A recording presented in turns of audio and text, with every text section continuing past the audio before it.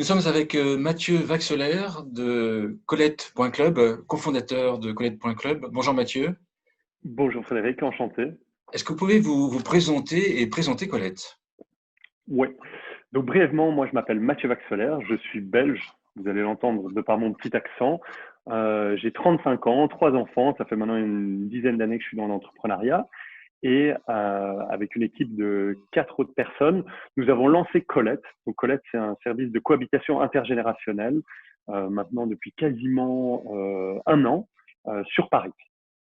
Donc nous, concrètement, on permet à des moins jeunes de cohabiter avec des plus jeunes et on s'occupe d'un maximum de sujets pour rendre la cohabitation la plus agréable possible, n'y voir que les avantages. Quel est l'intérêt pour deux générations de vivre ensemble? Ouais. L'intérêt est multiple. Alors si on regarde d'abord pour, disons, les moins jeunes, hein, ceux qui accueillent, je dirais qu'il y a trois raisons principales. La première, c'est pouvoir rester dans son habitat, généralement son habitat familial, qui parfois n'est plus adapté parce qu'il y a trop d'espace, parce qu'il y a des chambres qui sont libres, et donc un coût potentiel.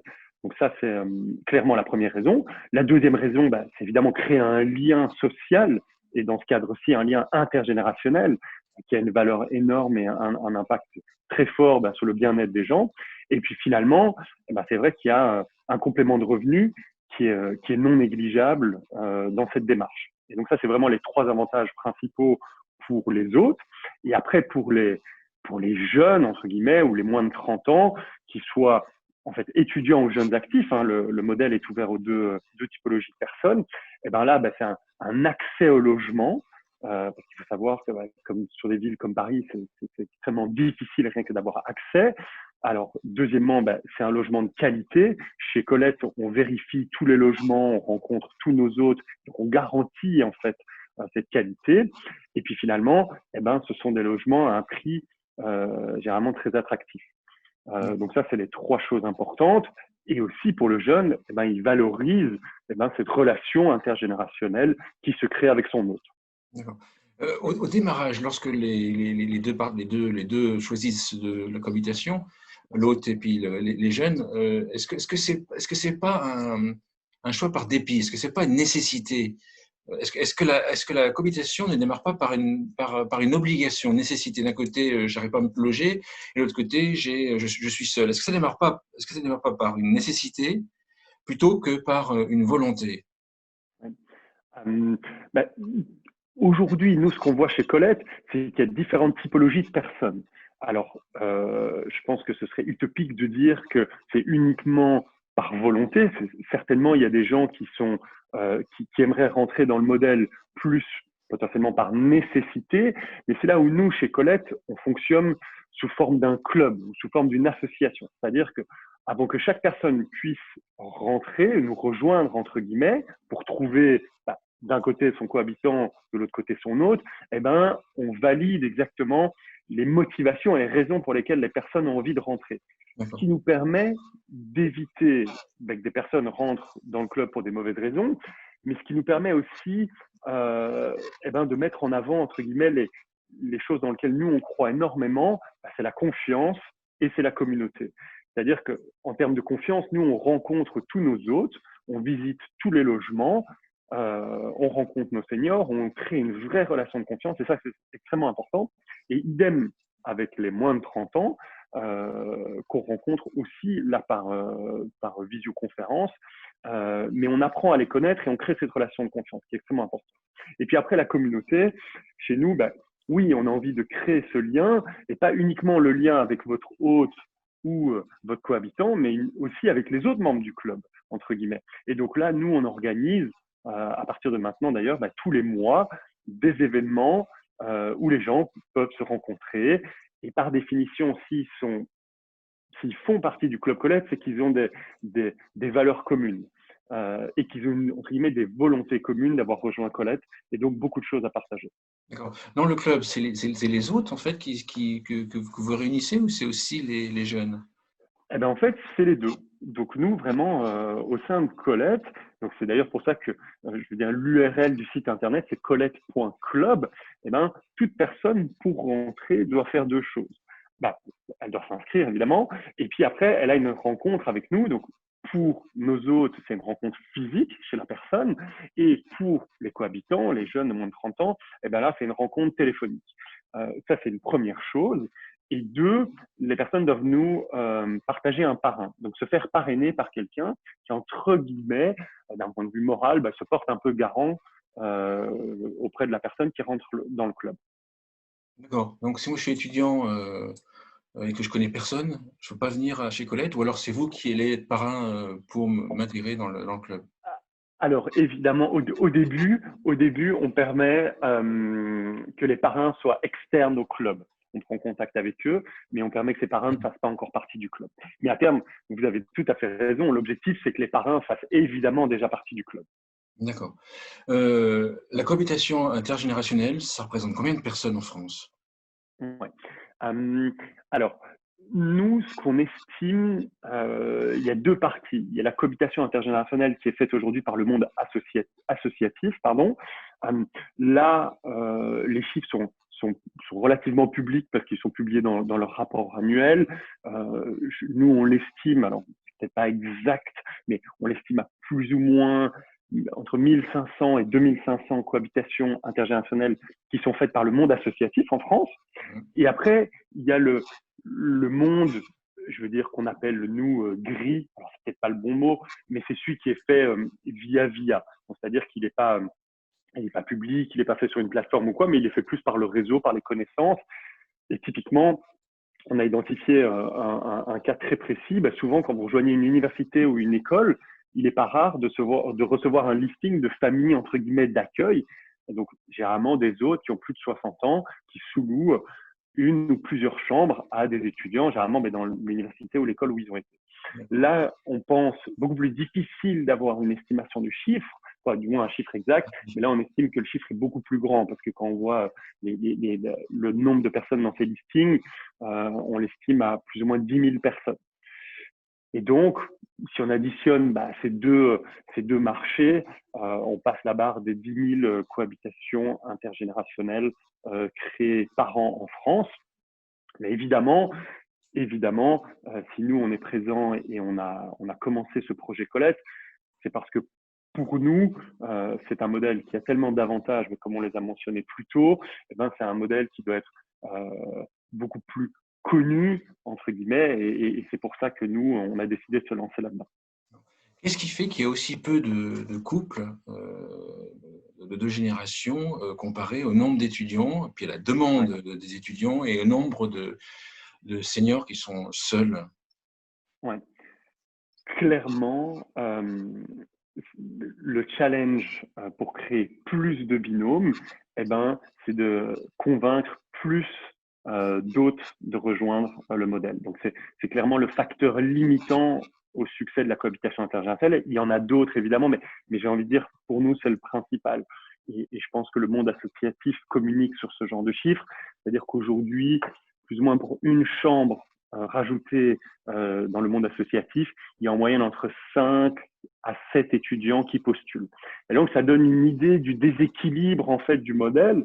Et donc, nous, chez Colette, c'est vraiment de se dire qu'est-ce qu'on peut mettre en place pour permettre à 10 fois plus d'autres de rejoindre ce modèle. Et donc, c'est de voir tout, tout ce qui potentiellement les freine ou les potentielles incompréhensions qui les empêcheraient de rejoindre en fait un modèle de cohabitation intergénérationnelle. C'est parce qu'en fait, vous croyez que c'est parce que les retraités ne connaissent pas le système, ou c'est parce qu'il y a des freins, des freins psychologiques? Ouais. La première raison, je pense que vous avez raison, le modèle n'est fondamentalement pas connu. La cohabitation intergénérationnelle, ça parle à très peu de monde. Donc, je pense qu'il y a une première phase d'évangélisation sur qu'est-ce que c'est la cohabitation intergénérationnelle, quels sont les avantages de la cohabitation intergénérationnelle. Donc, ça, c'est vraiment la première, deuxième partie. Donc, qu'est-ce que c'est, pourquoi c'est intéressant. Et puis, la troisième partie, c'est d'être tout à fait transparent et de dire quels sont les potentiels freins existants aujourd'hui et quelles sont bah, les, les réponses de la cohabitation intergénérationnelle par rapport à ces potentiels freins. Et je pense que ça va pas se faire en un jour, hein. C'est un travail qui va prendre du temps, mais cette évangélisation est clé pour permettre à plus de personnes de rejoindre, et comme je le disais, à plus d'autres de rejoindre ce modèle. Il y a des profils particuliers des retraités qui reçoivent des jeunes. Est-ce que c'est des femmes, des hommes? Est-ce que c'est Ouais. des veuves, des veufs? Est-ce qu'il y a des niveaux de revenus? Est-ce qu'il y a des profils particuliers? Nous, nous, on a commencé depuis maintenant le 1er juillet 2020 donc à créer nos premiers binômes. On a quasiment une centaine d'hôtes maintenant actifs sur Paris. Maintenant, on crée nos premiers binômes. On a passé la barre de 20 binômes, exactement 21 binômes créés en 2 mois. Et ce qu'on voit en fait, c'est qu'il y a quand même une typologie. Alors, on les appelle un peu les early adopters, parce que concrètement, il n'y a pas de raison à privilégier un type de persona par rapport à un autre. Néanmoins, ceux qui ont l'air les plus enclins à commencer à faire le premier pas, eh ben, ce qu'on voit chez nous, eh ben, ce sont des femmes, généralement entre 65 et 75 ans, qui sont généralement seules dans l'habitat familial et qui ont eu des enfants, et donc il y a des chambres de libre. Donc généralement des femmes qui étaient dans la vie active et qui sont maintenant retraitées. Donc ça c'est un peu la typologie qu'on voit la plus représentée sur nos petits chiffres, hein, parce que ça reste petit pour le moment, mais je pense que si on regarde les informations partagées par les autres acteurs, eh ben on a les mêmes conclusions. Alors, à l'opposé, est-ce qu'il y a un profil d'étudiant qui est principalement recherché par ces femmes seniors? Ça, pas spécialement. Nous, ce qu'on voit donc dans les profils recherchés par nos hôtes, il n'y a pas d'indication. Donc c'est vraiment, il y a une super belle ouverture, et d'ailleurs c'est l'une des valeurs du club Colette. Donc là, il y a vraiment aucune contre-indication.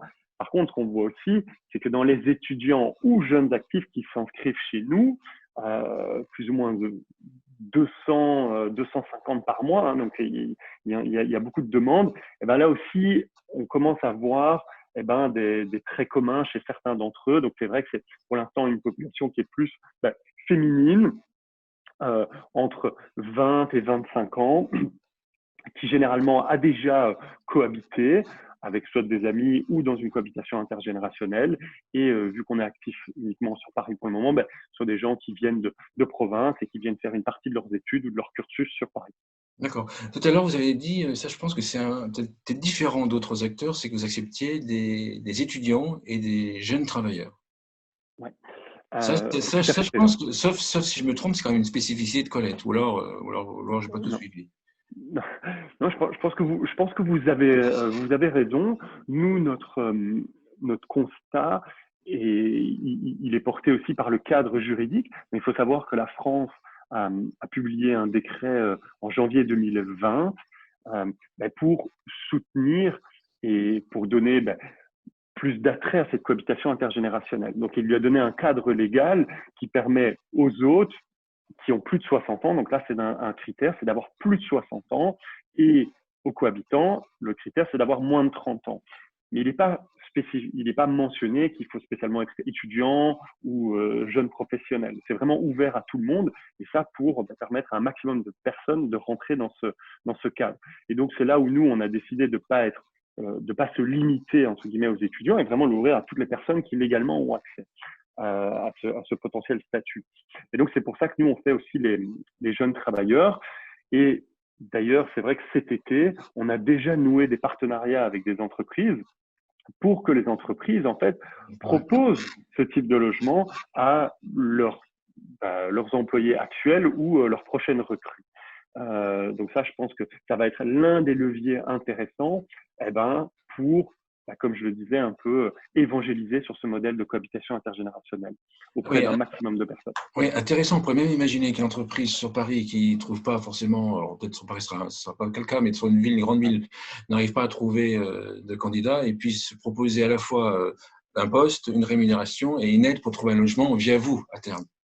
Exactement, exactement. Ah, pas On mal, pourrait imaginer en fait que, pas mal ça. vu les bienfaits du modèle, que l'entreprise prenne tout en partie à sa charge, en fait, le loyer en fait, d'une cohabitation intergénérationnelle et que ce soit un avantage qui lui permette de recruter plus facilement. En fait. D'accord. En entendant le mot régulièrement cohabitation intergénérationnelle, je me pose la question si on se trompe pas de terme. C'est-à-dire qu'en fait, et si le terme psychologiquement va pas limiter en fait le développement du marché. C'est-à-dire que quand on dit cohabitation, c'est-à-dire qu'en fait, il y a quand même, bon, moi j'ai 51 ans, mais dans ma tête, ça fait quand même euh, des devoirs. C'est qu'en fait, je vais devoir, quand je dis cohabitation, c'est que je m'implique dans une cohabitation.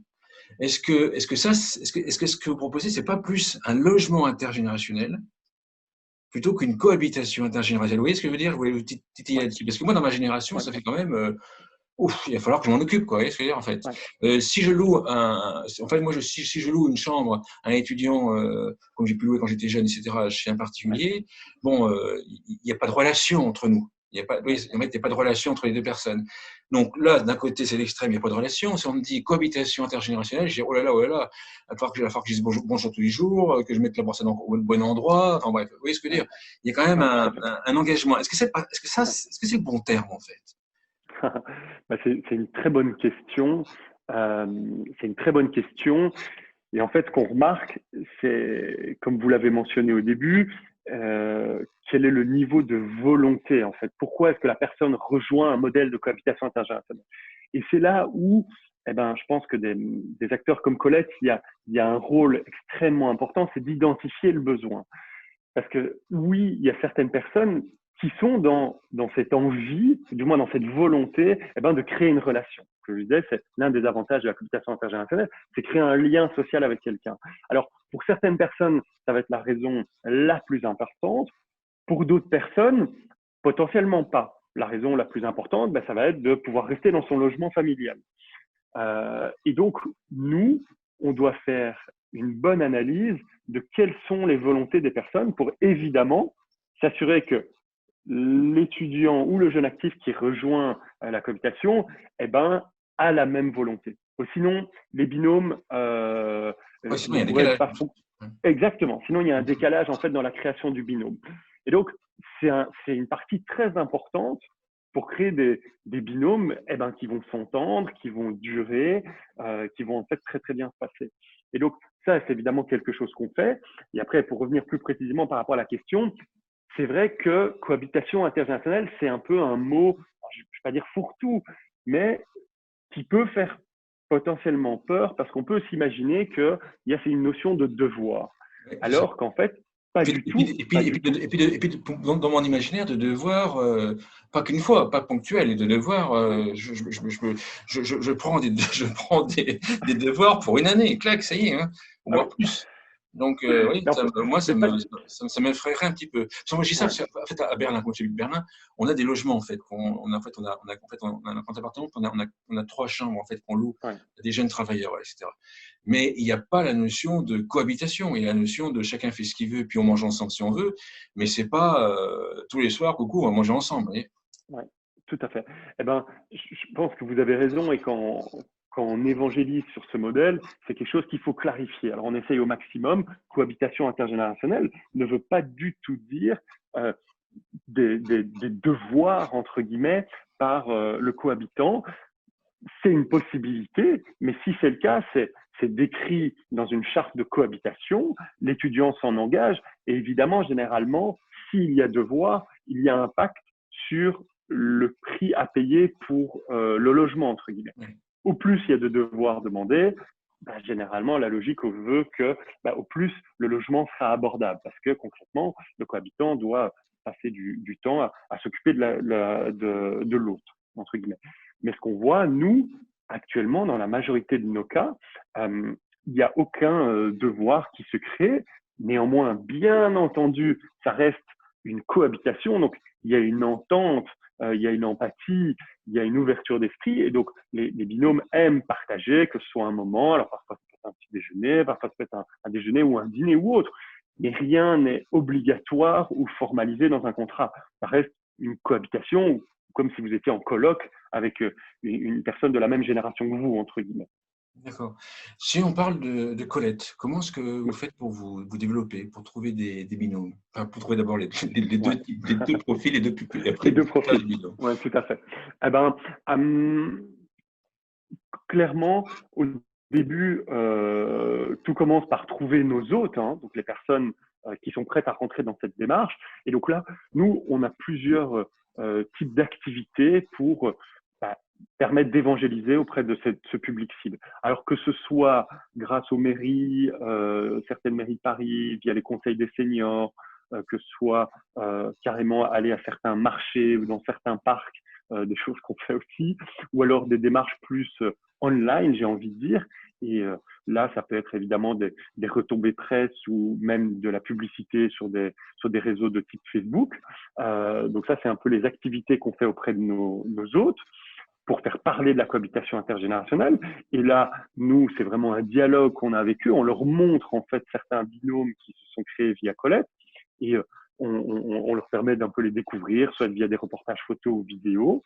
Et ensuite, pour les étudiants, là, ben, c'est vrai qu'il y a une telle demande de logement sur une ville comme Paris qu'on fonctionne beaucoup avec les associations d'étudiants, des BDE ou autres, qui proposent Colette comme une solution pour se loger dans des logements de qualité à prix raisonnable.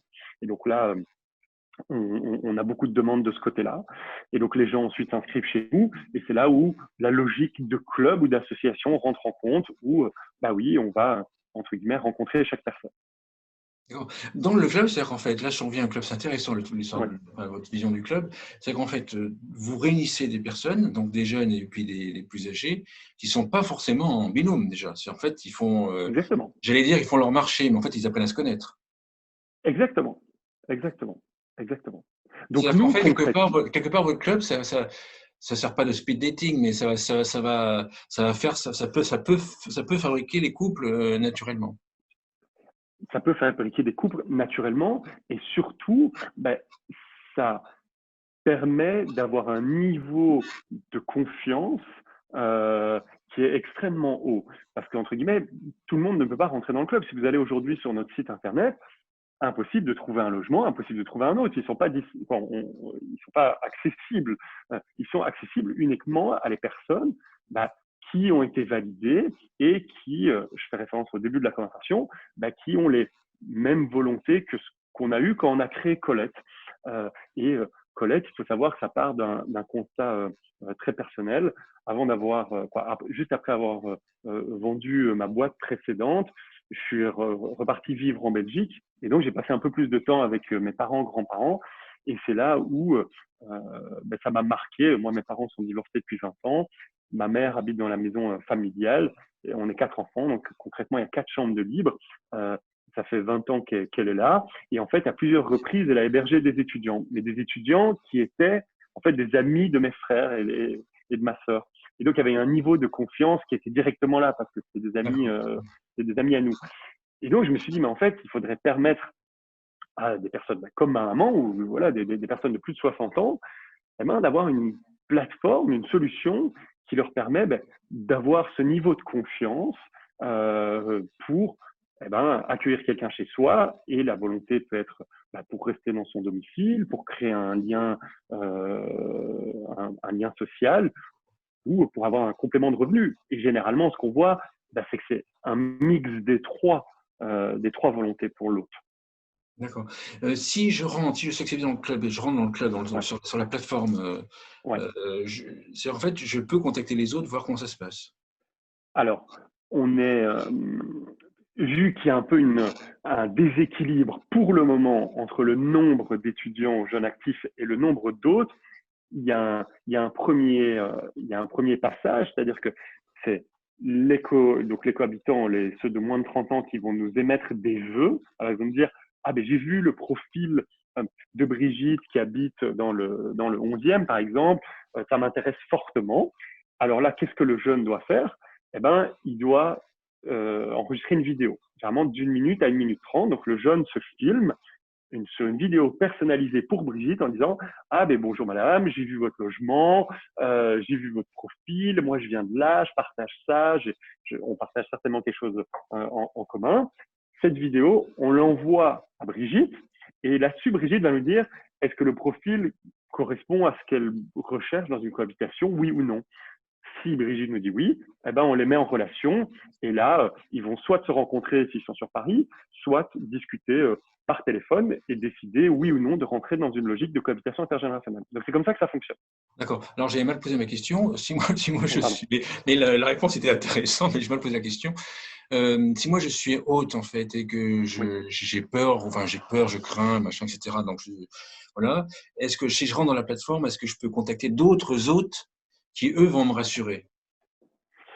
Alors, ça va être possible techniquement dans les prochaines versions de la plateforme, mais ce qu'on fait déjà, c'est que via un système de newsletter, mais surtout d'événements, eh ben, les autres se rencontrent. D'accord. Donc nous, on organise des événements à Paris, on en a un là le 24 septembre, on privatise un endroit, une terrasse, et nos hôtes et nos jeunes, entre guillemets, eh ben, se rencontrent là, dans une, qui permettent de se rencontrer, de discuter, qu'ils soient déjà hôtes actifs, c'est-à-dire qu'ils hébergent déjà un étudiant ou pas encore. Hein. Donc ça, évidemment, ça pose pas de problème. Et donc, ça permet de rencontrer des gens qui le font, poser des questions, C'est intéressant. partager ses craintes, avoir les retours et tout ça. Donc pour nous, comme je disais, c'est extrêmement important, c'est la confiance et la communauté. D'accord. Vous cherchez des partenaires avec Colette pour vous développer. C'est le moment Oui, publicité là. on est évidemment toujours intéressé de discuter avec des partenaires. C'est vrai que déjà aujourd'hui, donc on est actif uniquement sur Paris. On a déjà beaucoup de demandes. Donc nous, c'est important d'offrir une expérience de la plus haute qualité à tous nos cohabitants, à tous nos hôtes. Donc ça, c'est ce qu'on fait. Mais pour se développer en dehors de Paris et un peu dans toute la France, on va certainement être à la recherche de partenaires. Pour l'instant, on a déjà des partenaires, mais c'est vrai qu'il y a déjà beaucoup de demandes. Parce Donc que, on se parce que le focalise là-dessus. challenge dans la recherche de partenaires, à mon avis, c'est essentiellement des partenaires pour trouver des hôtes. Oui, donc tout à fait vrai. Donc nous, ce qui nous intéressera et Colette, eh ben, c'est des partenaires qui vont pouvoir nous apporter des autres. Tout à fait. Donc, soit des partenaires qui ont des fichiers de personnes âgées, si possible, des chambres vides, voilà, ce serait le summum, soit des personnes qui sont en contact. On pourrait imaginer, par exemple, que les services à domicile, avec les auxiliaires de vie, sont sur le terrain, voient s'il y a des chambres de libre et puissent se proposer votre service. Tout à fait, tout à fait. Après, on a déjà discuté avec certains acteurs de l'aide à domicile. Ce qu'on remarque, c'est quand même il y a quand même un petit décalage entre le persona que je vous ai décrit, type Ah oui, de la oui, oui, personne bien qui sûr, accueille chez eux, bien évidemment. et exactement, et la personne Ouais. qui a un besoin d'aide à domicile. C'est vrai que nous, on est, que je le répète, hein, donc c'est des femmes, Ouais, mais entre 65, 75, ouais. et donc généralement, c'est pré-aide à domicile, en fait, hein, Oui, oui, c'est ça. pour le moment. Pour le Oui, moment. oui, c'est ça. Mais c'est certain que nous, on va grandir avec nos hôtes. Donc, je pense que nos hôtes, comme généralement la majorité des gens, auront un Non, jour ce besoin.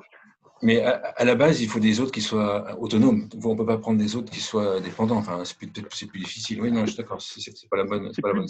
c'est plus difficile. Et Mm, alors, nous, on discute avec des mutuelles, on discute avec des banques, on discute avec d'autres acteurs de la Silver Eco qui ont comme public cible, en fait, le même que le nôtre. D'accord. Colette, vous le voyez comment dans 5 ans?